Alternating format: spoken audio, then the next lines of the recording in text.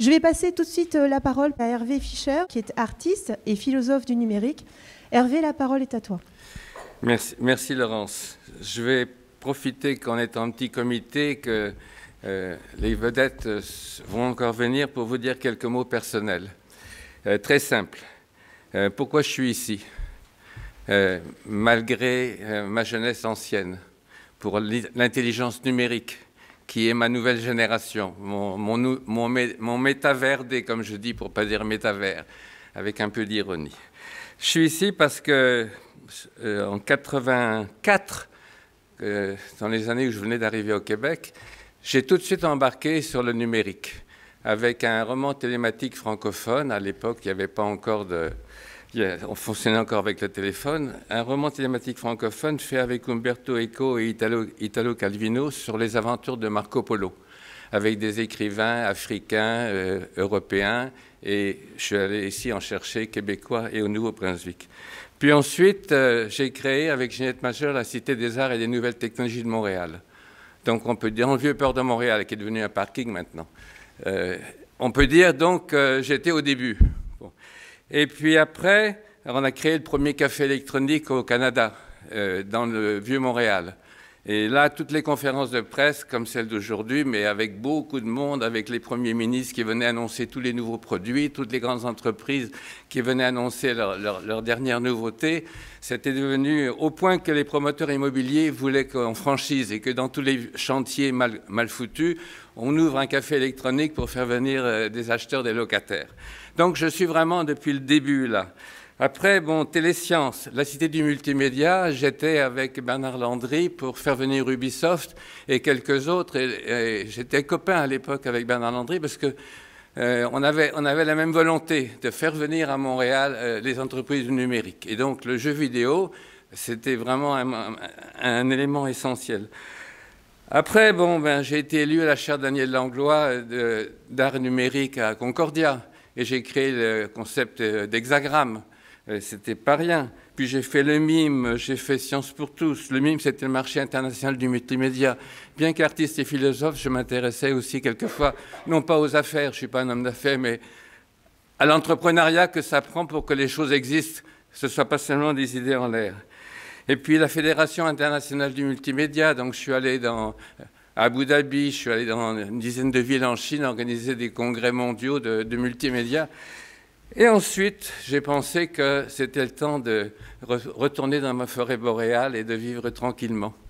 Mais Laurence Honorat, elle va vous parler. Je la connaissais un petit peu et elle m'a dit « Montréal, Hervé, bon, alors on va faire l'intelligence artificielle à Montréal. C'est vraiment maintenant la nouvelle génération. » On a eu la pharmacie, on a eu le cerveau, on a eu les jeux vidéo, on s'en va sur le quantique et l'intelligence artificielle. Donc, me voilà pris et me voilà qui remonte sur mon cheval blanc, qui était à l'écurie depuis un certain temps, pour retourner voir tout le monde, retourner voir les ministères, aller à l'U2M, voir si on pouvait avoir un accord qui nous tentait plus que le Palais des Congrès. Et on a réussi, grâce à l'équipe avec laquelle on a travaillé, avec Catherine qui est ici, et avec Laetitia, et puis Yves Joannette. On a développé ce projet-là, et maintenant, voilà, je suis ici. Bon. Et on est parti pour un grand congrès. Alors maintenant, sur l'intelligence artificielle, je vais juste vous dire une phrase, une seule, mais qui, à mon avis, résume bien la situation actuelle, qui est très étrange, très bizarroïde. Bon. Parce que moi, j'ai vu le début du numérique, quasiment comme la radio avec le gratteur de poste à galène. J'ai vu le début du numérique comme ça à l'époque, au début des années 80. Et maintenant, on est rendu dans l'intelligence artificielle.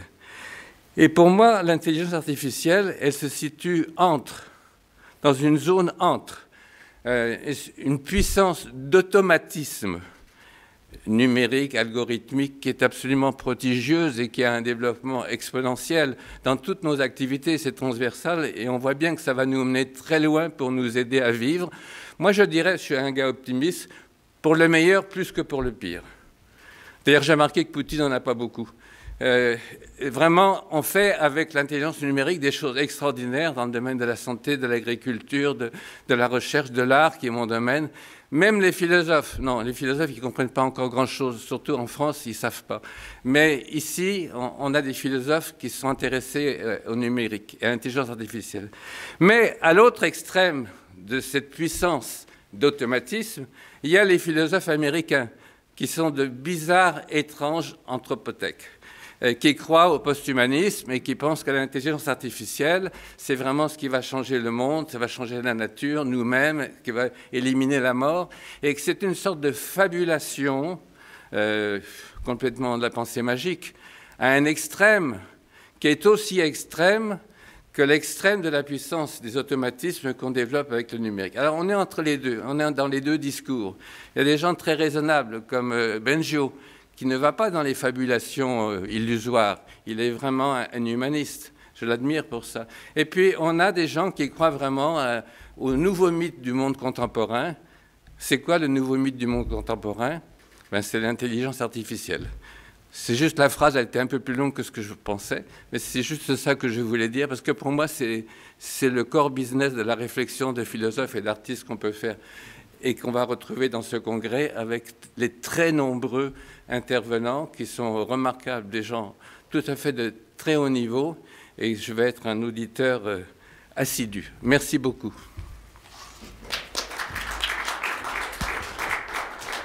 Merci beaucoup Hervé.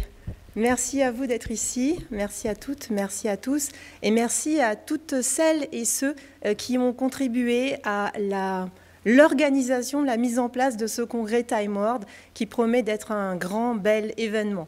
Alors, je suis Laurence Honorat, je préside la société Innovaxium. Cette société, elle a été créée il y a 15 ans bientôt à Paris, avec deux associés. Un qui est Jean-Louis Israël, qui est avocat au barreau de Paris, et un autre associé qui s'appelle Cyril Rigaud et qui est pilote avant militaire et maintenant pour la sécurité civile. Donc je les salue eux aussi. En fait, Innovaxium, c'est une société qui travaille uniquement dans le domaine des sciences et des technologies. Innovaxium intervient d'une part en prestations stratégiques pour aider les entreprises à réfléchir à leur état actuel, mais aussi à leur état futur. Et Innovaxium propose aussi la création et la diffusion de contenus en faveur de la connaissance, et notamment en faveur de la connaissance en sciences. Et c'est dans cette espèce de mouvance, dans cette vague, dans cette réflexion, dans ce prolongement, que sont nés les congrès, notamment les congrès scientifiques mondiaux Time World. Alors je vais vous dire plus précisément comment l'idée de Time World est arrivée. Un jour, je buvais un jus de pamplemousse avec un monsieur qui est magicien. Il est magicien, mais pas seulement. Ce monsieur, c'est Yann Mombrini. Il est physicien des particules, il est directeur de recherche et membre du comité scientifique du CNRS. Et Yann m'a dit « Laurence, je suis en train d'écrire un papier sur le temps. Le temps m'intéresse et surtout, ce qui m'intéresse, c'est l'histoire du temps. L'histoire des temps, plus précisément. » Alors, je regarde son papier et je vois qu'il parle de montres. Et il me dit « Sais-tu comment quelqu'un choisit sa montre? Comment on choisit sa montre? Eh bien, on l'a choisi parce qu'on adore la technique, on adore la technologie. On choisit une montre parce que c'est une belle montre avec un beau mécanisme à aiguille. Ou alors, on choisit une montre parce que finalement, on aime l'intelligence artificielle et elle est très connectée. Mais pas seulement. On peut choisir une montre parce que c'est un bel objet, parce que c'est un objet de collection. On peut choisir une montre parce qu'elle raconte une histoire, parce qu'elle a appartenu à quelqu'un. Et Yann m'a dit, penses-tu que nous pourrions faire une conférence sur le temps de cet ordre-là? Alors, j'étais tellement séduite par son approche, je lui ai tout de suite dit, tu sais, faire une conférence, oui, mais on peut faire beaucoup mieux. On peut faire un congrès. On peut faire un congrès sur le temps. Et là, je l'ai vu pas franchement enthousiaste. Un congrès sur le temps, m'a-t-il dit, ça se fait déjà depuis longtemps. En général, tu sais, ce sont des physiciens. Ils prennent une semaine dans l'année. Ils se retrouvent tous à la montagne. Ils font du ski l'après-midi. Ils réfléchissent le matin à ce qu'est le temps ou à ce qu'il n'est pas. Est-ce qu'il existe? Est-ce qu'il n'existe pas? Bon, mais ça n'avance pas vraiment les choses. Alors, un congrès sur le temps, je suis sceptique.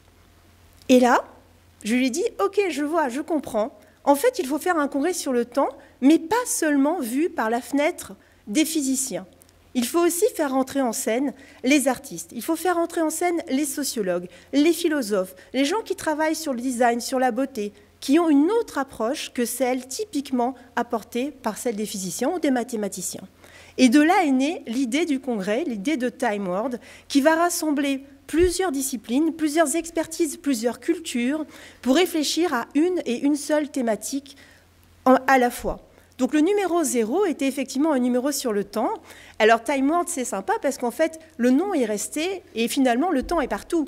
Que l'on s'intéresse pour sa deuxième édition au hasard, comme ça a été le cas en 2021, oui, à Paris, le hasard, le temps intervient dans le hasard. On n'a pas de, on va dire, d'objets sécurisés, pas de cryptographie, pas de crypto-monnaie, si on ne met pas un certain temps pour décoder. Le temps est un acteur omniprésent. Donc pour cette édition, la 3e édition, on a convoqué l'intelligence artificielle. Alors au début, quand Hervé m'a dit « ce serait bien que ça se passe à Montréal, l'intelligence artificielle, Montréal, c'est bien », je me suis dit « oui, c'est vrai, Montréal, l'intelligence, c'est pas mal, j'en ai déjà entendu parler, il y a pas mal de sociétés qui font du jeu », mais j'étais finalement relativement sceptique au départ. Et au fur et à mesure de la préparation du congrès, j'ai été, mais alors, complètement sidérée de voir à quel milieu, à quel niveau le tissu, à quel niveau les entreprises et les personnes elles-mêmes étaient impliquées très fortement et à un niveau d'expertise extrêmement élevé dans le domaine de l'intelligence artificielle. Donc c'est vraiment la place où il faut être pour en parler et je suis ravie que ce soit Montréal qui ait été choisi pour cette édition. Alors on a pour cette édition 5, 6 et 7 mai prochains, comme vous le savez, une centaine de conférences, plus de 160 intervenants, 8 tables rondes, des séances de dédicaces, parce que plusieurs de nos conférenciers sont aussi des auteurs, donc on prolongera le débat par une signature, une séance de signature, et évidemment nous réservons quelques petites surprises de performances et de spectacles, parce que le Time World, c'est aussi un événement qui est un événement festif. Donc on a 2 objectifs. Le premier, très important, tout aussi important que le second d'ailleurs, le premier c'est de faire un état de l'art. Où en est-on au niveau de l'intelligence artificielle, de manière disciplinaire? Où en est-on au niveau mondial? Qu'est-ce qu'on sait faire? Qu'est-ce qu'on peut imaginer qu'on va faire? Qu'est-ce qu'on envisage ne pas pouvoir faire? Quel sera le futur? On est très prospectif dans la démarche. Et le deuxième objectif, c'est de faire se réunir les personnes qui, sans ce Time World, sans cet événement, ne se seraient jamais croisées, ne se seraient jamais rencontrées. Des personnes de disciplines complètement différentes. Un physicien rencontre facilement un mathématicien, rencontre très facilement un physicien, évidemment, mais pas forcément quelqu'un qui va faire de la sculpture, pas forcément un sociologue, pas forcément quelqu'un qui va réfléchir à l'éthique. Et s'emparer de discipline qui n'est pas la sienne pour réfléchir à sa propre discipline, nous l'avons constaté dans les précédentes éditions, c'est une solution extrêmement puissante pour faire arriver à émerger de nouvelles idées, de nouvelles entreprises, de nouveaux projets. Et ce n'est pas à l'état de souhait, je ne parle pas d'un souhait, je parle bel et bien d'une réalisation, parce que c'est ce qu'on a constaté dans les précédentes éditions, et j'ai tous les souhaits que ça se passe pour celles qui arrivent maintenant de cette façon-là. Je vais laisser la parole à Yves Joannette, qui va nous dire plus précisément ce que l'U2M nous prépare. Dans tous les cas, je remercie aussi très vivement l'Université de Montréal pour son accueil, toute son équipe pour la qualité de sa collaboration, pour sa présence, quel que soit le moment où on est arrivé en disant « c'est urgent » ou « ça l'est moins ». Les personnes ont toujours été absolument efficaces et disponibles. Je remercie bien sûr pour son soutien la Ville de Montréal. Je remercie aussi les fonds du Québec, Fonds de recherche du Québec, et je remercie aussi le ministère de l'Économie et de l'Innovation. Merci à vous. Alors Yves Joannette est vice-recteur adjoint à la recherche, à la découverte, à la création et à l'innovation à l'Université de Montréal. Merci. Merci Laurence, merci Hervé, et merci à toute l'équipe d'Innovaxium avec qui ça a été un plaisir de travailler, en particulier chez nous, Catherine, Laetitia et toute l'équipe à l'Université de Montréal. Je ne vais pas, chers collègues, chers amis, faire une introduction officielle, mais je ne peux pas ne pas signaler la présence de notre scientifique, de notre innovateur en chef, mais je m'excuse du lapsus, mais bon, ici au Québec, bienvenue. Également la directrice scientifique du Fonds Recherche Québec Santé, la directeur de Ivado et toutes les personnes que je ne nommerai pas, mais mes collègues qui sont ici aujourd'hui. Au nom de la direction de l'université et, comme l'a dit Laurence, du vice-rectorat à la recherche, découverte, création, innovation, mais aussi du vice-rectorat aux affaires étudiantes, aux études. Et je dirais aussi et surtout, parce que ça a été la porte d'entrée, du vice-rectorat au partenariat aux affaires internationales à l'Université de Montréal. On est heureux d'accueillir le Time World 2022 au campus 1000, qui d'ailleurs, le campus 1000 a été pensé pour favoriser le transfert de connaissances entre les communautés étudiantes, de recherche, et aussi les communautés avoisinantes, dans le but de décloisonner les domaines et de les faire de créer des dialogues. Puis de là, faire jaillir de nouvelles idées qui nourrissent la science et éventuellement l'innovation. La thématique est pleinement en accord avec une force de l'Université de Montréal qui fait de Montréal et du Québec un incontournable en intelligence artificielle, je dirais aujourd'hui et également demain.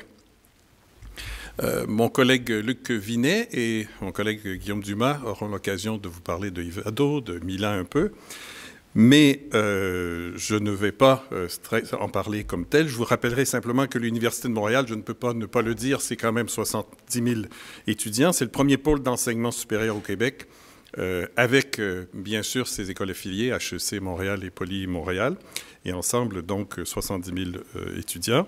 C'est quand même la 4e université au pays pour le volume de ses activités de recherche, 600 millions de dollars. 88e au monde, au Time Higher Education, c'est un sous-ensemble de votre organisation peut-être, et près de 8 500 étudiants étrangers, et dont beaucoup, évidemment, de France. Mais c'est surtout, ce matin, la seule université en Amérique du Nord qui va accueillir un Time World, un événement Time World. Alors, c'est une université qui met de l'avant, je dirais, une approche responsable à l'innovation. Je ne peux pas penser à ma collègue Catherine Régis, qui est ici, qui va sûrement y faire référence, comme le démontre la déclaration de Montréal en intelligence artificielle responsable, et les efforts qui se font pour comprendre les conditions qui permettent l'ajustement de ces innovations et leur éventuelle adoption. C'est très important. C'est aussi une université qui met de l'avant l'importance de favoriser la mobilisation des connaissances, puis d'accroître l'impact de l'université. Le recteur de l'université actuel, avec sa nouvelle planification stratégique, met beaucoup d'emphase sur l'importance pour l'université d'avoir un impact dans la société et d'être à l'écoute de la société et de faire se construire ensemble. Donc, nous sommes très heureux à l'Université de Montréal de voir la participation d'un grand nombre de collègues de l'Université de Montréal, même d'étudiants, qui agiront dans certains cas à titre de rapporteurs. Le congrès n'aurait pas pu avoir lieu dans un endroit plus symbolique que le campus 1000 et dans les lieux mêmes où, au cours des dernières semaines, derniers mois, il y a eu près de 200 millions de dollars d'annonces de nouveaux projets. L'Institut Courtois, le programme Millennium Québécois. Et donc, ça montre le caractère très riche et actif de ce lieu. Donc, le congrès Time World en sera un autre exemple. Alors, nous sommes extrêmement fiers de notre partenariat avec Innovaxium pour la tenue de cet événement. Et au nom de la direction de l'université, on vous souhaite un excellent Time World 2022 ici à Montréal sur l'intelligence artificielle. Comme on dit en québécois, c'est maintenant le temps d'accueillir le monde. En langue espéranto actuelle en anglais, on dirait « It's time to welcome the world ». Time World 2022. Merci beaucoup Yves. Nous allons accueillir maintenant Luc Vinet. Luc Vinet qui est professeur titulaire au département de physique de l'Université de Montréal et qui est également président directeur général d'Ivado. Merci Laurence. Évidemment, c'est aussi un grand plaisir d'être avec vous pour souligner le congrès Time World sur l'intelligence artificielle qui aura lieu dans une semaine. Vous venez de le dire, je suis désolé, je suis physicien mathématicien, mais j'ai plaisir à travailler avec d'autres personnes, d'en rencontrer, ce qui arrive aussi à Ivado, dont, comme on vient aussi de dire, que je dirige. Ivado, qui est ce grand institut de recherche et de transfert en intelligence artificielle. Cet institut, je vais vous en dire quelques mots, a été fondé en 2016 grâce à une subvention importante d'Apogée. Et c'était vraiment la bougie d'allumage de cette grappe, du développement de cette grappe en intelligence artificielle au Québec. Et cette grappe qui fait du Québec la septième force, septième acteur le plus important dans le monde de l'IA. Et Laurence vient de nous expliquer que c'est un peu ce qui a fait que le Congrès se trouve à Montréal et on s'en réjouit. Le spectre des activités d'Ivado est très large. Il va de la recherche au transfert avec des partenaires, en passant par la formation puis des activités communautaires. Yoshua Bengio en est le directeur scientifique. Il est aussi le directeur scientifique du MILA. Et dans sa structure, Ivado est une organisation, un institut rassembleur qui exerce son leadership en mettant en interaction et en suscitant, en appuyant des collaborateurs qui viennent d'horizons différents, comme je l'indiquais, des chercheurs qui appartiennent à différents centres de recherche de grande envergure qui sont rassemblés sous cette organisation parapluie qui est Ivado. Il y a parmi ses membres académiques le MILA, des centres de recherche en logistique comme le CIRELT et le GERAD, ou encore l'OPVIA, pour n'en nommer que quelques-uns. On retrouve donc, du coup, au sein d'Ivado, plus de 2000 chercheurs, donc c'est vraiment une grande organisation. Ivado déploie aussi un formidable savoir-faire, je dois dire, pour transférer, pour faire profiter de différentes manières ces 150 partenaires non académiques des avancées de la recherche. Alors, un très grand nombre, je me réjouis de ça, des conférenciers qui composent ce programme vraiment festif du Congrès sont associés à Ivado, et comme le sont aussi plusieurs membres du comité scientifique, dont Benoît, Catherine, Guillaume, qui interviendront bientôt.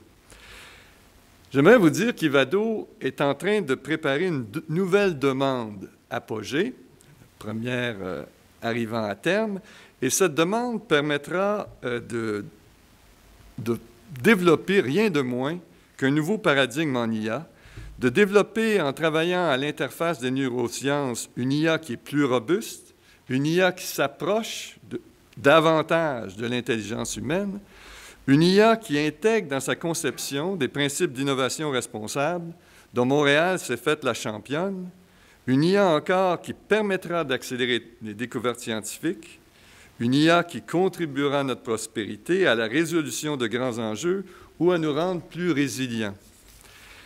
Alors, ce congrès Time World auquel on est convié est une occasion splendide d'avoir un instantané de tous ces défis, de tous ces questionnements qui nous passionnent et auxquels Ivado va sans doute apporter des réponses dans les années prochaines.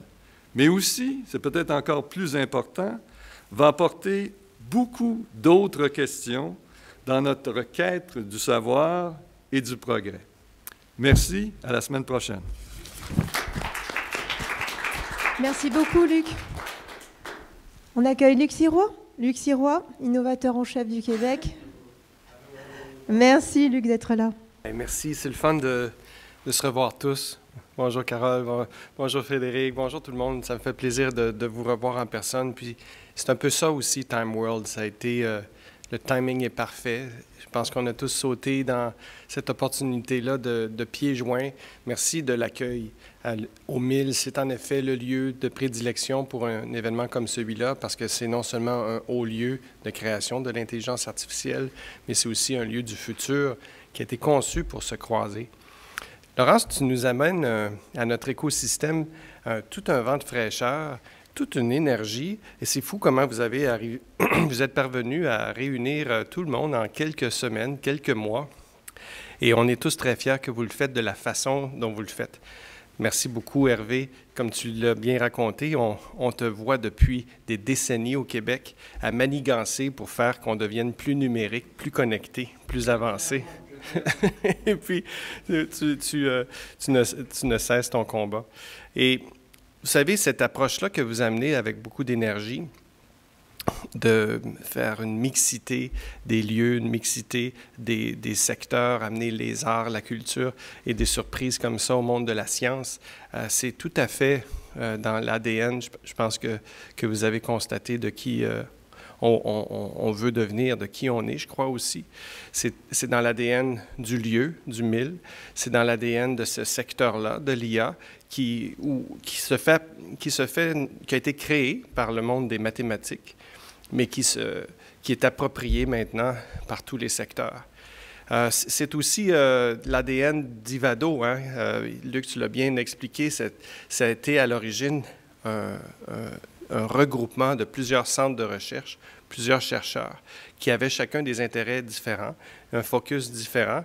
Et puis, de cet assemblage-là, il a émergé beaucoup de force, beaucoup d'influence aussi, et puis beaucoup de travaux de grande qualité.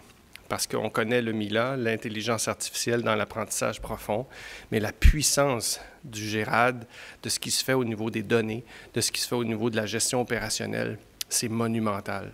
Moi, je le vois beaucoup de cette façon-là. Cette révolution-là, elle va passer d'abord par les données. L'industrie que je représente a besoin de s'impliquer. C'est un peu alarmant. Vous allez voir, on va continuer de partager. Notre scientifique en chef nous alimente beaucoup de données sur la recherche au Canada, la recherche au Québec en particulier. Et les données font peur. Quand on regarde, bon, on peut s'enorgueillir qu'au Québec, on fait beaucoup de recherches par rapport à l'ampleur de notre nation. Ça reste peu. On le fait peut-être plus qu'ailleurs au Canada, mais le Canada reste... c'est pas un leader dans le domaine. On a beaucoup de rattrapage à faire au niveau de la recherche dans l'ensemble. On a surtout beaucoup de rattrapage à faire quand on regarde les efforts des universités. Ils sont en croissance. L'investissement en R&D qui vient de l'enseignement supérieur est en croissance. Heureusement, au fédéral, on voit, on en bénéficie ici, un rebond. Il y a eu quelques années où on a eu peur, mais on est dans une trajectoire de correction. Donc, un rebond, réengagement du fédéral. Au provincial, je sais, vous avez tous les yeux tournés vers ce gouvernement-là qui va être au rendez-vous et puis qui va être au rendez-vous aussi pour l'IA, vous allez voir dans les semaines qui viennent. Donc, l'engagement va continuer d'être là puis d'augmenter. Il reste les entreprises. Les entreprises, l'industrie fait moins de R&D et ça depuis 15 ans. C'est un déclin constant. Les données parlent. Et c'est inadmissible. C'est dans une économie, dans une nation qui veut être prospère, qui veut être tournée vers l'avenir, les entreprises doivent contribuer à la création du savoir, doivent contribuer à l'invention, à l'appropriation du savoir pour le transformer en application utile, en richesse, en impact sur la société. Et ça c'est en déclin. Et c'est la tendance à renverser. Un événement comme Time World, on se le souhaite, va permettre d'augmenter encore davantage ces croisées-là, va permettre d'amener encore davantage l'intérêt sur l'intelligence artificielle, sur l'usage des données au sein des entreprises, au sein de l'industrie. Vous me connaissez, vous savez ce rôle-là qu'on me demande de jouer, de dynamiser l'implication des entreprises. Mais Time World, ce sera une belle occasion justement de continuer à créer l'étincelle à l'esprit des dirigeants, de vulgariser ou d'initier ou d'intéresser les dirigeants à la recherche, mais aussi à l'intelligence artificielle, à l'usage des données, par le feu d'artifice de conférences, de conférenciers, d'événements, de publications et de surprises que vous nous avez préparées. Je pense qu'on va avoir beaucoup de plaisir à se retrouver tous, à se croiser, et tout ce qui va se passer dans le corridor, j'ai hâte de voir comment ça va faire germer plein de nouvelles choses. Merci beaucoup. Merci. Merci, Luc. C'est le tour de Carole Jabé, qui est directrice scientifique du Fonds de recherche du Québec en santé. Bonjour à tous, à toutes. Ça me fait très plaisir d'être là aujourd'hui, de venir parler de Time World. Et je vais en parler non pas juste au nom du Fonds Recherche Québec Santé, mais bel et bien au nom des 3 fonds de recherche du Québec et surtout, et j'en suis honorée, au nom du scientifique en chef du Québec, Rémi Quirion, qui ne pouvait pas être là aujourd'hui. Je voudrais applaudir Rémi Quirion, qui nous a beaucoup aidés. Donc, les fonds de recherche du Québec, excusez-moi, sont extrêmement fiers d'être partenaires de Time World, dédiés cette année à l'intelligence artificielle. Et on est fiers parce que le programme Feuilletez-le offre des conférences qui sont vraiment de très, très haut niveau. Et très sincèrement, et même personnellement, je suis curieuse d'aller écouter nos experts parler des nouvelles connaissances en termes d'intelligence artificielle. Et c'est sûrement un domaine où il y a génération de nombreuses connaissances. Je suis aussi super intéressée d'entendre parler de l'application et des futurs développements dans ce domaine-là et dans les différents secteurs. Parce que, en fait, et on l'a déjà dit ce matin de nombreuses fois, ce sont de nombreux secteurs qui sont impliqués dans le développement de l'intelligence artificielle. On vient de l'entendre avec la logistique, on l'entend avec les finances. Ça, on a un peu l'habitude. Un petit peu moins l'habitude, mais ça s'accélère, l'application de l'intelligence artificielle en santé. Puis je suis aux premières loges et j'en suis bien contente. Plus surprenant, l'application de l'intelligence artificielle à l'agriculture, à l'éducation, à la culture. On s'y attendait moins il y a quelques années de cela. Et soyons fous ce matin et faisons mentir l'adage. Il y aura bien un cordonnier bien chaussé. L'intelligence artificielle va servir la science elle-même. Il suffit de penser à la modélisation des mécanismes biologiques ou encore la découverte de nouveaux matériaux ou la découverte de nouveaux médicaments pour savoir que l'intelligence artificielle va nous servir à nous en tant que scientifiques aux premières loges. Cette conférence, c'est aussi l'opportunité de parler de nos espoirs et de nos craintes. Sont-ils exagérés? Quel va être le réel impact de l'intelligence artificielle pour notre société dans 10 ans, dans 20 ans, et même plus proche de nous, l'année prochaine, dans 5 ans? Je pense que les conférences, les tables rondes qui sont offertes par Time World vont nous permettre de regarder, de figurer un petit peu à quoi pourrait ressembler cette société-là. Alors pourquoi Time World au Québec? Ça a été dit, mais faisons-nous plaisir, parce que c'est évident. On a au Québec et à Montréal les leaders mondiaux de la recherche en intelligence artificielle. Nos chercheuses, nos chercheurs, il y en a quelques-uns parmi nous aujourd'hui, s'illustrent dans à peu près toutes les disciplines qui constituent cette notion d'intelligence artificielle. Ce n'est pas une discipline en soi, mais plusieurs disciplines. Mais on se distingue autrement. Puis tous mes prédécesseurs l'ont dit, permettez-moi de le répéter. On se distingue dans notre capacité à mettre différentes disciplines en relation, en interaction. Dans les dernières années, on a connecté de façon très tangible des chercheurs, des chercheuses en IA, en mathématiques, en informatique, avec des chercheurs, des chercheuses en santé, en société, en sciences humaines, en sciences sociales, en sciences humaines. C'est une capacité d'interaction qui nous appartient, qui est une spécificité très québécoise, peut-être ailleurs dans le monde, mais ils ne le font pas aussi bien que nous, et qui permet à notre recherche académique de s'accélérer, mais aussi qui permet le développement de compagnies qui sont très novatrices et très en liaison avec les besoins de leur société. Ça permet d'abord et avant tout la formation de talents dont nous avons tous absolument besoin. D'ailleurs, l'industrie ne s'y trompe pas, ce n'est pas pour rien que les compagnies viennent s'installer ici. J'arrive à ce moment-ci au dernier volet de mon propos. Le dernier volet de mon propos, c'est l'histoire entre les fonds de recherche du Québec et l'intelligence artificielle. C'est une relation qui dure depuis longtemps, bien longtemps.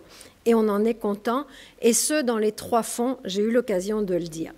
Je viens de le mentionner pour le développement de talents, et les fonds de recherche ont su être au rendez-vous pour soutenir les étudiants, les étudiantes, les chercheurs, les chercheuses. Mais on a été au rendez-vous d'une autre façon. Très rapidement, une préoccupation commune a émergé au sein des fonds de recherche du Québec comme dans la société. Quels sont les impacts de cette intelligence artificielle? L'éthique, les préoccupations sociales sont au cœur de l'utilisation et des développements de cette intelligence. L'acceptabilité sociale, Ce n'est pas une chose gratuite. Elle doit être au rendez-vous.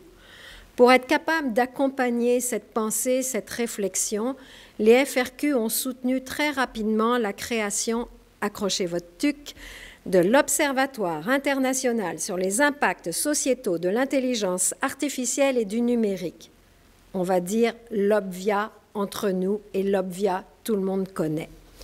Ça faisait d'ailleurs suite à un engagement que les FRQ ont pris très très tôt en signant la déclaration de Montréal pour un développement responsable de l'intelligence artificielle. Faisons-nous plaisir. Aujourd'hui, c'est 2600 signataires, cette déclaration de Montréal. Donc, un élan international qui a su être donné. Je vous passerai les autres initiatives que nous avons soutenues. Elles sont nombreuses. On aura l'occasion d'en reparler. Vous les avez vues de toute façon, par exemple, avec Ivado. Time World, ce sera aussi l'occasion d'entendre parler de principes qui sont chers au FRQ, en intelligence artificielle comme ailleurs. Le soutien à la recherche fondamentale. Nous ne serions pas aujourd'hui réunis si la recherche fondamentale n'avait pas été soutenue dans le domaine de l'intelligence artificielle. Les FRQ le font dans ce domaine comme ils le font dans d'autres domaines. C'est absolument le tremplin nécessaire à tous les développements d'une société. Deuxième principe, l'atteinte des objectifs de développement durable qui sont fixés par l'ONU et qui vont faire qu'on aura une société durable et équitable. La science ouverte et le libre accès aux données et aux résultats de recherche qui permettent la circulation des connaissances et des applications qu'on en fait. Et finalement, l'équité, diversité et inclusion qui sont essentielles à l'atteinte de l'excellence scientifique. L'intelligence artificielle, comme d'autres domaines, est encore en 2022 une science très masculine. J'adore mes collègues masculins, mais je crois qu'il y a de la place pour des figures de la diversité, des figures féminines, et pas juste pour se faire plaisir ou pour rencontrer des quotas, mais bel et bien pour générer des vocations, et c'est ce dont nous avons besoin. Je vous promets que c'est mes 2 dernières phrases. Il me reste un rendez-vous à vous donner. Je sais, c'est plate. Ce sera un samedi matin, le samedi 7 mai, à 10h45. Prenez votre meilleur café, votre meilleur croissant et venez retrouver la table de dialogue sur l'intelligence artificielle qui est une table citoyenne. On ne comprend pas le jargon, parfois c'est compliqué, ça a l'air d'être réservé aux spécialistes et aux initiés. Eh bien, venez partager un petit peu vos préoccupations citoyennes. On va juste se poser des questions, tenter d'y répondre ensemble et créer quelque chose qui devrait nous appartenir à tous dans l'esprit de Time World. Merci beaucoup. Nous sommes dans la partie présentation des programmes scientifiques. Alors, Time World, bien sûr, a un comité scientifique. Le comité scientifique est constitué par 8 personnes. Il y a 4 piliers et des duos par pilier. Donc, un pilier qui s'appelle le pilier mesuré. L'intelligence artificielle mesurée qui contient les sciences que vous aimez, M. Vinet en particulier, les mathématiques, la physique en l'occurrence, mais aussi le pilier art, le pilier perçu et le pilier du vivant. Nous avons des duos français et franco-canadiens. Nous avons beaucoup apprécié ce modèle. Donc, pour commencer, le pilier IA mesuré, et aujourd'hui, c'est Benoît Dupont qui va nous en parler. Alors, Benoît est professeur titulaire à l'école de criminologie, à la Faculté des Arts et des Sciences, à l'Université de Montréal, et titulaire de la chaire de recherche du Canada en cybersécurité. Merci, Benoît. Merci, Laurence. Alors, bonjour à toutes et à tous. J'avais prévu de faire un coming out aujourd'hui, mais je vais en faire 3.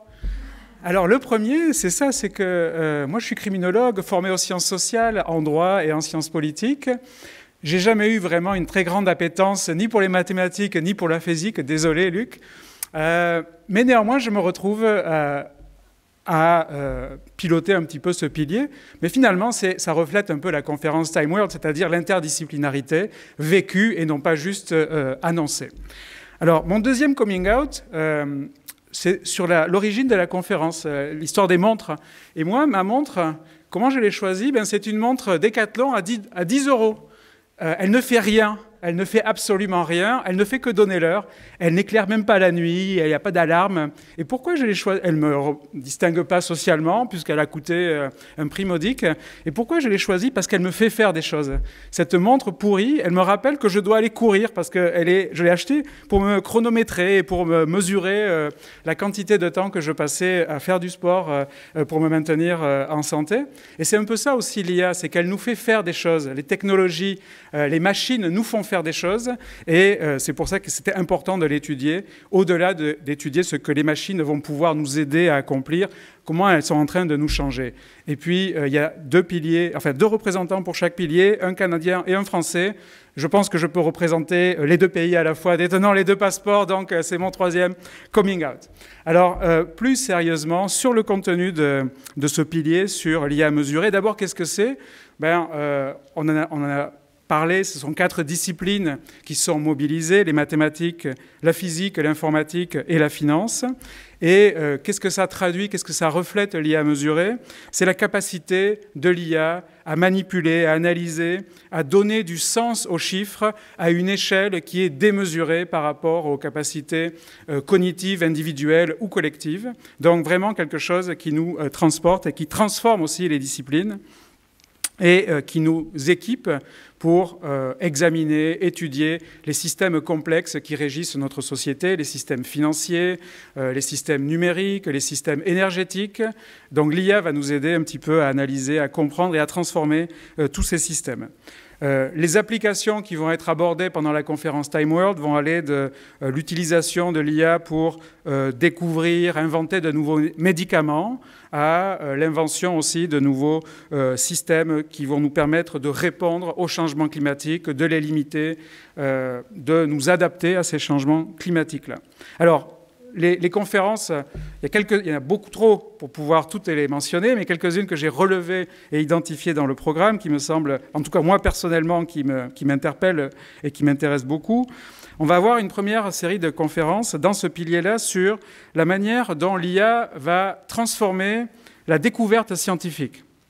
Donc, Yoshua Bengio, dont le nom a été déjà mentionné à plusieurs reprises, va analyser comment l'IA, justement, va transformer la découverte scientifique.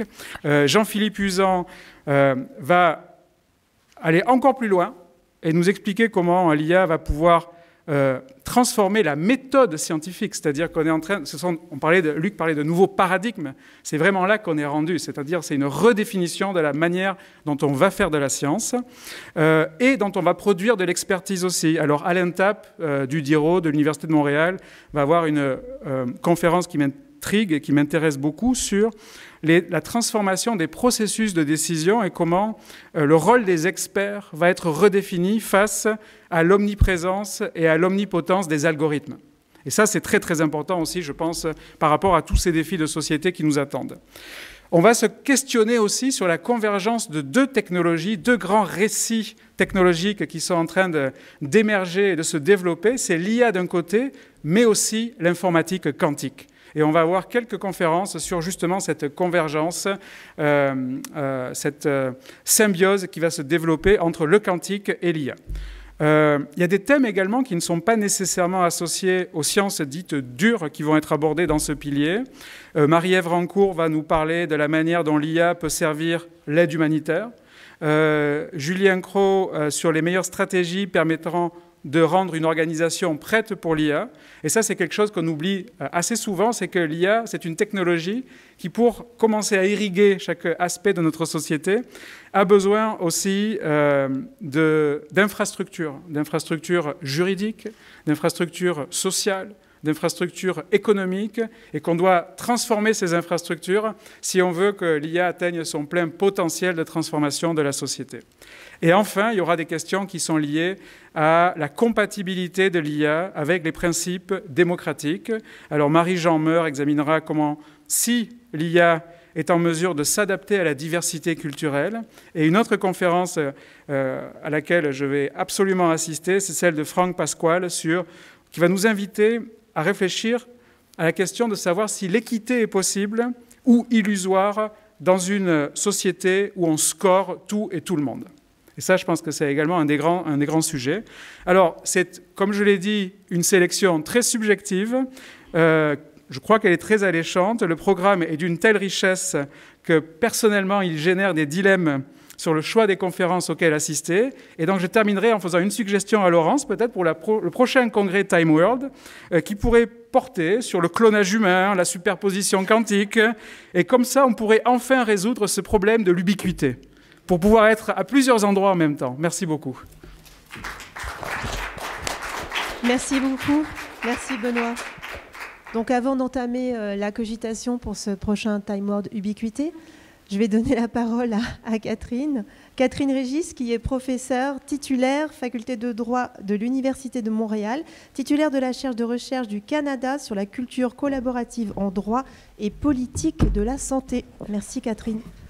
Merci. Alors, bonjour et bonjour à tous. Tout d'abord, bravo pour l'organisation, particulièrement à Laurence. Je pense qu'elle n'a pas mentionné à quel point elle avait été patiente aussi avec nous à différentes reprises. Je pense que ça valait la peine. C'est une programmation extrêmement riche et vraiment motivante. Et puisque nous sommes dans les coming out, je vais en faire un aussi. Alors, moi, j'ai jamais enduré le fait d'avoir une montre à mon poignet. Je pense que je fuis vraiment les contraintes du temps. Alors, j'irai réfléchir à ça par la suite de cette journée. Alors, moi, je suis co-responsable du pilier l'IA dans le vivant. Donc, ça va être vraiment de regarder le lien entre l'IA et la vie sous toutes ses formes, que ce soit la vie humaine, animale, végétale, ce qui inclut des secteurs fort importants comme la médecine, la biologie et la climatologie notamment. Alors, c'est vraiment de regarder comment l'IA influence la vie, nous aide à mieux la comprendre et aussi comment elle peut nous aider à l'améliorer dans le meilleur des cas. C'est un pilier qui me semble fort important. Bon, tous les piliers sont importants, mais la santé, c'est quand même quelque chose qui nous préoccupe tous. La vie, c'est quelque chose qui nous préoccupe tous, évidemment, car c'est aussi le domaine, il va y avoir des percées particulièrement importantes et des transformations importantes de l'IA. C'est bien le secteur de la santé et de la médecine. C'est considéré comme étant l'un des secteurs qui va avoir non seulement le plus d'investissements, il y en a déjà énormément qui sont faits, mais aussi le plus de retombées économiques et un des secteurs qui offre le plus de potentiel de retombées bénéfiques, non seulement pour les individus, mais la société plus largement. Par exemple, on envisage des retombées importantes sur l'amélioration de l'accès aux soins, l'efficience des systèmes de santé, l'accélération de la découverte des médicaments, on le voit avec le contexte de la COVID à quel point c'est important aussi des soins plus personnalisés, le maintien à domicile, faciliter le maintien à domicile, et aussi l'encapacitation des individus, donc leur donner une plus grande capacité de gestion de leur santé. Et ça, ce n'est que quelques exemples, il va en avoir beaucoup d'autres. Mais c'est aussi un secteur qui comporte des enjeux extrêmement importants parce que ça touche des dimensions très sensibles de la vie et de la dignité, comme les droits des personnes. Et c'est aussi un secteur où la valeur ajoutée des machines dans la relation de soins, comme qu'est-ce que ça veut dire d'être un professionnel de la santé en interaction avec les machines, et suscite des questions extrêmement importantes. Donc, comment pouvons-nous préparer la vie et ce secteur comme la santé et la médecine à cette nouvelle réalité de l'IA est certainement un enjeu extrêmement important qui mérite qu'on y accorde une attention tout aussi importante. Donc, le pilier, moi aussi, j'ai fait des choix. La programmation est tellement riche, mais il va aborder différents sujets passionnants. Là, je vous invite vraiment à regarder la programmation comme le rôle de l'IA sur le développement de l'enfant, l'épanouissement des personnes, la prévention des maladies, la communication aussi avec les personnes atteintes de problèmes de santé mentale, l'agriculture durable, la profession médicale, et ça va aussi explorer la connexion entre l'IA et le cerveau humain, sujet fascinant, la neuroscience et d'autres. Seront alors traités lors de ces différentes conférences les défis, mais aussi les opportunités extrêmement importantes que soulève chacun de ces sujets. Donc, finalement, c'est le pilier qui va explorer comment l'IA transforme la vie et notre compréhension de celle-ci dans les années à venir, un sujet, comme je l'ai mentionné, qui nous interpelle tous et toutes. Et il faut aussi se rappeler que l'IA, contrairement à ce qu'on entend parfois, et peut-être une impression que nous partageons à différents moments, c'est beaucoup plus qu'une prouesse technique. Hein. C'est vraiment, ça concerne d'abord et avant tout les personnes, qu'il s'agisse des gens qui la créent, qui l'utilisent, qui la subissent et qui la régulent. Donc, l'IA responsable, c'est de toujours se rappeler que l'IA doit mettre les gens au cœur de ses développements, de ses préoccupations et tenir en compte leurs besoins et leurs intérêts. Alors, voilà en gros, je vous invite fortement à assister à ce pilier qui sera fascinant. Merci. Merci Catherine. Guillaume Dumas. Guillaume pour notre pilier IA perçu. Guillaume est professeur adjoint au département de psychiatrie et d'addictologie de la faculté de médecine de l'Université de Montréal et directeur du laboratoire de psychiatrie de précision et de physiologie sociale du centre de recherche du CHU Sainte-Justine. Bonjour, merci beaucoup et aussi ravi d'être ici et honoré pour présenter cet axe de l'IA perçu qui initialement devait être présenté par Pascal Lehoux, que j'ai le plaisir de remplacer aujourd'hui. Donc, pour l'IA perçu, je commencerai par une citation de Madame Bovary, de Gustave Flaubert, qui dit que l'auteur de son œuvre doit être présent partout et visible nulle part. Et c'est un peu le paradoxe, en fait, de la perception de l'intelligence artificielle. C'est-à-dire qu'elle s'immisce partout et pourtant, elle n'a pas vraiment de tangibilité, de visibilité pour la plupart de la population, bien qu'elle soit portée par des infrastructures qui soient colossales avec un impact vraiment non négligeable sur le plan environnemental, ça demeure quand même quelque chose de très abstrait, invisible pour la plupart des personnes. Et ce paradoxe se poursuit pour la population parce que les opérations complexes qui sous-tendent les algorithmes de l'intelligence artificielle sont ubiquitaires. On voit à quel point ils ont un impact sur l'économie et notre monde. Et malgré ça, en fait, on est un peu déconnecté de cette réalité technique. Alors moi, je le suis moins parce que je travaille au MILA, mais pour la plupart des gens, c'est sûr que ça reste quand même très, très abstrait tout ça. Alors, ce qui correspond à cette perception paradoxale, c'est aussi justement la polarisation de la perception de l'intelligence artificielle qui va d'un sensationnalisme et un solutionnisme jusqu'à un fatalisme, voire un catastrophisme associé à l'intelligence artificielle. Et je pense que justement, on va avoir un peu de toutes ces perceptions-là au sein du congrès Time World. Il y en a certains qui voient une intelligence augmentée qui serait au service de l'être humain, qui pourrait booster nos activités économiques, permettre une meilleure rationalisation de nos gestions des ressources naturelles jusqu'à la gestion sociale. D'autres qui dénoncent au contraire une potentielle aliénation déshumanisante, potentiellement dangereuse, et mettent en garde par rapport à la perte de contrôle potentielle par rapport à l'intelligence artificielle. Et justement, cette perte de contrôle et la question de l'autonomie, c'est aussi quelque chose qui sera abordé dans le congrès. Parce que est-ce qu'on peut vraiment, au-delà de se poser la question si c'est souhaitable en fait que l'IA puisse être autonome un jour, est-ce que finalement c'est possible? Parce que c'est vraiment une question encore actuelle. C'est un enjeu central. Et alors, du coup, pour voir un peu ces différentes perceptions et perspectives, ma petite sélection de conférences. J'ai repris aussi, alors je suis biaisé parce que je suis au Milan, mais la conférence de Yoshua Bengio jeudi matin, qui justement va donner un regard plutôt positif sur l'intelligence artificielle et inviter à voir comment les progrès récents en apprentissage profond pourraient permettre des découvertes scientifiques, notamment dans la découverte de nouvelles molécules pour tout ce qui est maladie, résistance aux antibiotiques notamment. On aura Alex Shi, qui nous permettra peut-être de voir en quoi l'intelligence artificielle pourrait même lutter contre la pauvreté et comment l'intelligence artificielle pourrait aider sur les objectifs de développement durable des Nations Unies. Ce sera aussi couvert par la conférence d'Eliane Oubali-Joro vendredi après-midi sur est-ce que l'intelligence artificielle peut être utilisée de manière responsable pour atteindre les objectifs de développement durable d'ici 2030.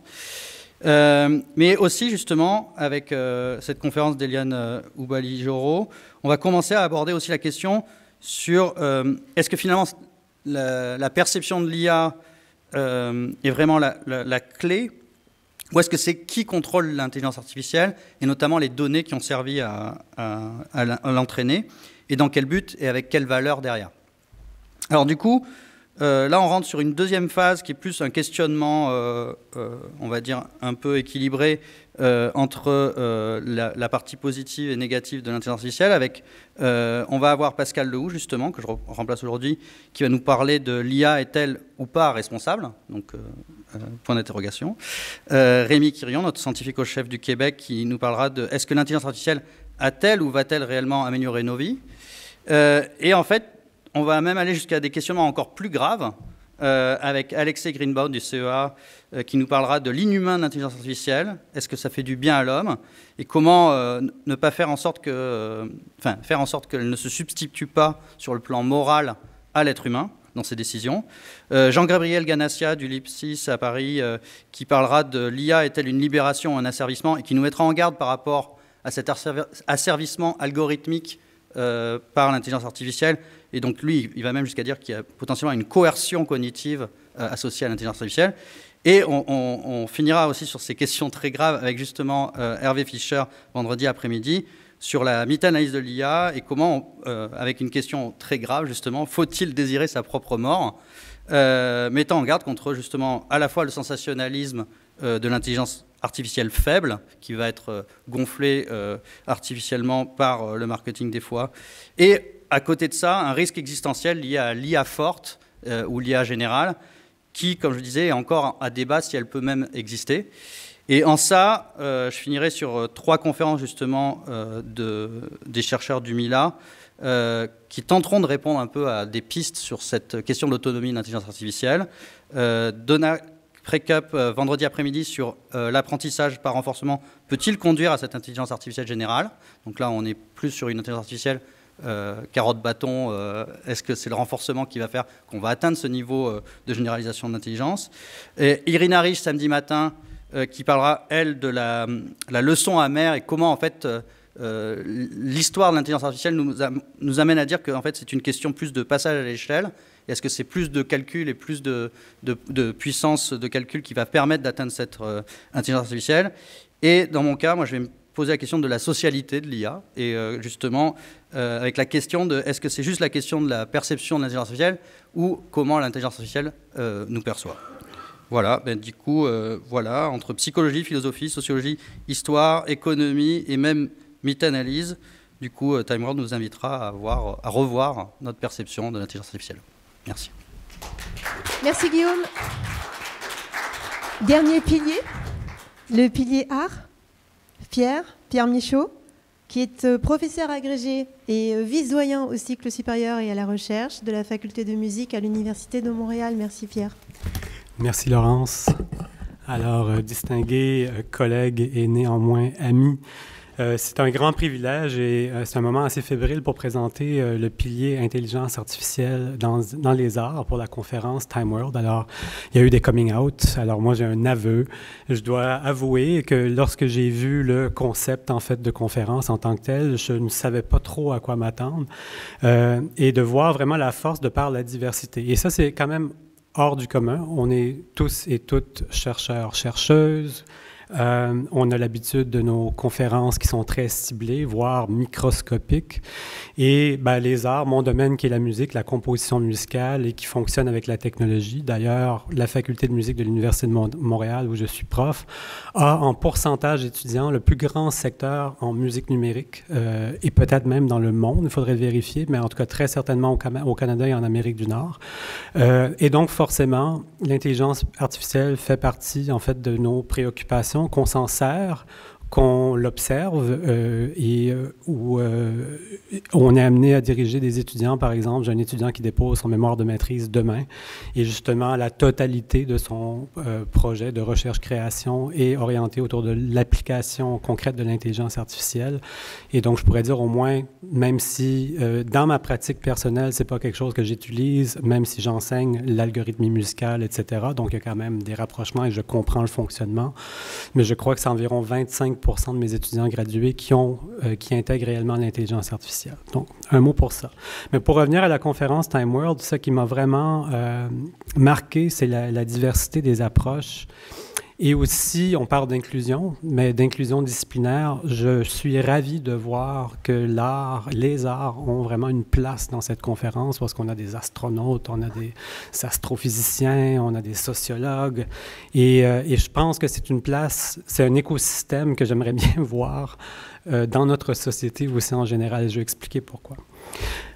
Moi, ce qui m'a frappé, en fait, quand j'ai vu de cette idée qui me semblait abstraite, c'est mon aveu au départ, et de voir réellement le titre des conférences et la diversité aussi des approches, J'ai presque eu l'impression, et je ne sais pas si c'est l'aura de cette conférence et qu'il y a énormément d'astronautes, justement, il y a d'ailleurs une table ronde, c'est comme si l'ensemble des conférenciers, des conférencières se sont donné rendez-vous à la Station spatiale internationale. Ils ne regardaient pas la Terre, mais regardaient leur champ disciplinaire, l'état de l'art, comme Laurence le mentionnait, je crois, un peu plus tôt. C'est particulièrement intéressant. Et contrairement aux conférences spécifiques que nous avons dans nos domaines d'expertise et où l'IA est souvent présente dans les conférences, mais comme le nouvel outil qui a été développé, la nouvelle base de données qui a servi à faire de l'apprentissage machine qui permet de répondre à une problématique dans un processus de création, etc., etc. Alors là, c'est vraiment des questions d'éthique, des questions de définition même. Par exemple, la création artistique. Je crois que c'est une des premières fois où est-ce qu'on doit probablement se mettre ensemble et redéfinir qu'est-ce que c'est ou qu'est-ce que ce n'est pas. Et ça, c'est ça que je vois, en fait, quand je regarde l'échantillonnage de conférences. Et d'ailleurs, il y en a quand même plusieurs. J'en ai compté environ 18 ou 19 activités, conférences, tables rondes, performances qui sont liées au pilier art. Mais il y en a quelques-unes qui me parlaient. Donc, tout le monde a fait une sélection, donc j'en ai fait quelques-unes. Par exemple, la créativité est-elle l'apanage des intelligences biologiques? Une conférence d'Antoine Bellemare et Yann Harel. Quand je parlais de définition de la création, rarement on aurait dit, bon, intelligence, on l'associe au cerveau, mais est-ce qu'on l'associe également au corps? Et est-ce que ce sont seulement des sentient beings, des gens, en fait, qui peuvent réellement créer ou pas? C'est la question. L'IA est-elle une libération et ou un asservissement? Donc ça, je pense, c'est une thématique qu'on retrouve dans plusieurs piliers, donc de Jean-Gabriel Ganassia. Peindre des images générées par des machines ouvre-t-il un espace-temps de co-composition corporelle entre humains et machines? Donc de Nicole Brambadère. Je ne veux pas faire la promotion de ma conférence, mais j'ai tellement pris plaisir à la préparer. Donc, l'intelligence artificielle peut-elle réellement créer? Alors, c'est des questions vraiment fondamentales, je pense. Et puis, il ne faut pas oublier, c'est que, en fait, les artistes, on parle beaucoup de... Je n'ai pas envie d'utiliser de novlangue ou de nouveaux jargons. On parle souvent de consommateurs de produits culturels. En fait, en général, dans les sphères médiatiques, on voit les événements. C'est très associé aux événements, mais très peu de démarches de comment on crée, comment on ne crée pas, qu'est-ce qu'est la création, qu'est-ce qui est une œuvre artistique. Mais il ne faut quand même pas oublier que les artistes créent quand même avec qu'est-ce qu'ils ont sous la main. Et ça, c'est depuis le début de l'humanité. D'ailleurs, si on prend le panthéon de ce qui nous distingue comme être humain, l'activité artistique, en fait, la création artistique, c'est quand même fait partie de ce panthéon-là, de qu'est-ce qui nous distingue du reste des animaux. C'est probablement même une des seules choses. Donc, c'est un peu normal qu'on se pose des questions et l'intelligence artificielle, en fait, nous ramène à nos disciplines respectives pour savoir qu'est-ce qui est important, qu'est-ce qui l'est moins, etc. Mais ce que je voulais dire, c'est que les artistes ont toujours créé avec qu'est-ce qu'ils avaient sous la main, que ce soit un morceau de charbon dans une grotte ou de l'oc dans une grotte il y a 40 000 ans avant notre ère, ou que ce soit un jeune avec un laptop dans un demi-sous-sol à Singapour qui fait une performance interactive avec un ami trouvé sur les réseaux sociaux à San Francisco, ou pour le Quatuor de la fin du temps, qui a été composé dans un camp de travail pendant la Deuxième Guerre mondiale pour un piano désaccordé, un violoncelle, un violon et une clarinette, qui étaient les seuls instruments à la disposition d'Olivier Messiaen lorsqu'il a composé ce chef-d'œuvre. Donc, les artistes prennent qu'est-ce qu'ils ont sous la main et souvent détournent de la fonction première l'outil. Et ça, c'est quelque chose qui est probablement différent de toutes les disciplines de Time World, et c'est ça qui me réjouit. En fait, nos bonnes pratiques seraient vos mauvaises pratiques. Et en fait, je trouve que, et surtout au 20e et au 21e siècle, les artistes ont créé des nouvelles esthétiques à partir des failles des technologies qui devaient être le plus précises possible. Alors nous, on peut se le permettre. On peut se le permettre de penser à l'extérieur du cadre. Je ne le souhaite pas pour quelqu'un qui va faire une opération à cœur ouvert, de dire « Ah, mais qu'est-ce qui arrive si je une nouvelle méthodologie expérimentale ou quelqu'un qui a une trajectoire de physique? Ah, on va peut-être essayer quelque chose de nouveau aujourd'hui. » Ça fait partie de nos pratiques et je crois que dans l'écosystème de Time World, ça a réellement sa place, nous permettre de penser autrement et aussi de penser à cette activité qui nous réunit tous et toutes. Donc merci et au plaisir de vous voir la semaine prochaine.